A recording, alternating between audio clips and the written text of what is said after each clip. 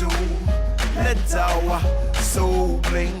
We all got to let our soul bling. I let my soul bling, yo, I let my soul bling. I let my soul bling, gotta let my soul bling. I let my soul bling, see me let my soul bling. Look at me, bling, bling. I met a man who happened to be the director of a teen center that's half a block away. They used to be half a block away. And so he told me they had some hip hop programming going on and I should come check it out.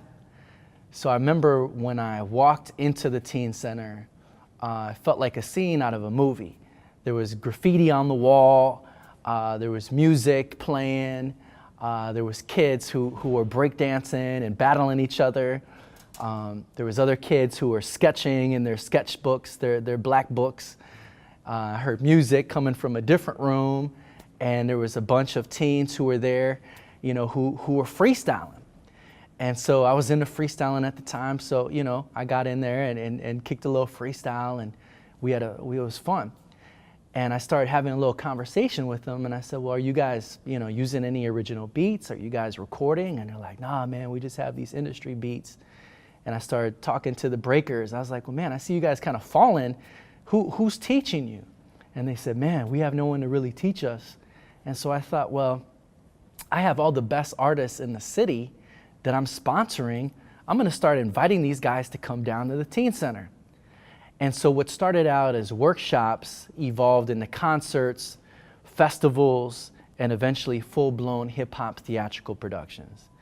And this was having a reciprocally transformative impact in that youth who were coming to the teen center, who were gang affiliated, who were hustling, stopped gang banging, stopped hustling, and they started doing real positive stuff. These folks started opening up for international hip hop artists. They started speaking at conferences with Congress people.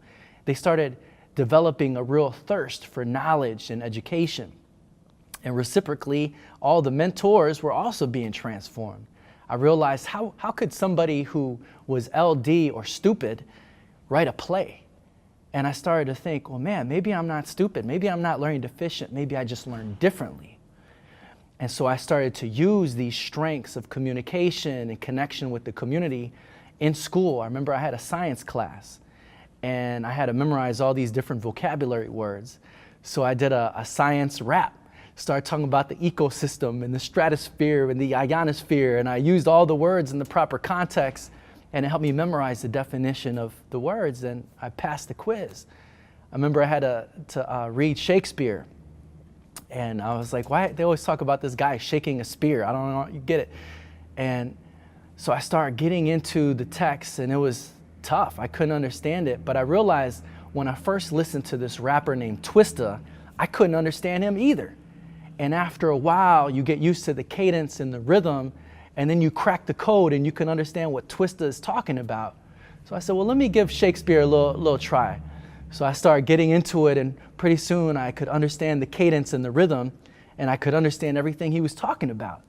I had cracked the code. So I wrote a paper connecting the Tempest to what was happening in the community, and I got an A++. The professor said this is the best paper that was written in the class. But soulbling is about you understanding that you're intelligent, that you're smart at something. It's not, are you smart? The question we need to ask is, how are you smart? And once you start to realize that your intelligence is part of what you're passionate about, that spark of passion is something that can be fanned into a flame, you can put yourself in an environment, you can feed yourself fuel where that spark can turn into a bonfire, can turn into a beacon of light that can light up a whole community, a whole city, a whole nation. Soulbling is about putting your passion first in everything that you do.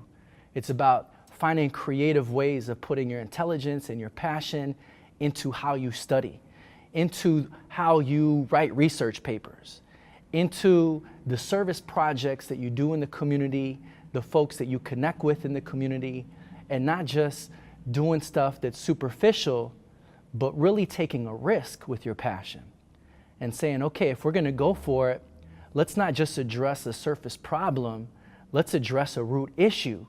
Let's illuminate and let's create a solution that could actually not just revolve, but dissolve this issue altogether. It's about us coming together as a community and realizing that we're not thermometers, that we're not here just to tell you and reflect what is. We're thermostats, that we have the ability to transform the culture and the climate of our classrooms, our schools, our community, and even the world.